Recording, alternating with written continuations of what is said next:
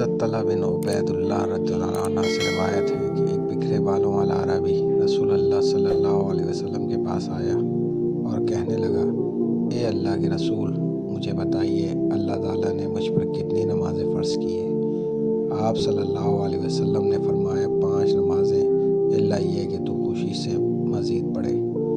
اس نے کہا، مجھے بتائیے اللہ تعالیٰ نے مجھ پر روزے کتنے فرض کیے ہیں؟ آپ صلی اللہ علیہ وسلم نے فرمایا، ماہ رمضان کے روزے، مگر یہ کہ تو خوشی سے زائد رکھے۔ اس نے کہا، مجھے بتائیے اللہ تعالیٰ نے مجھ پر کتنی زکوٰۃ فرض کی ہے؟ تو رسول اللہ صلی اللہ علیہ وسلم نے اسے اسلام اور زکوٰۃ کی تفصیلی احکام بتائے۔ وہ کہنے لگا، قسم اس ذات کی جس نے آپ صلی اللہ علیہ وسلم کو عزت بخشی، میں اللہ تعالیٰ کے مقرر کردہ فرائض سے نہ زائد کچھ کروں گا اور نہ ان میں کمی کروں گا۔ رسول اللہ صلی اللہ علیہ وسلم نے فرمایا، اگر یہ اپنی بات پر پکا رہا تو کامیاب ہو جائے گا، یہ جنت میں داخل ہو جائے گا۔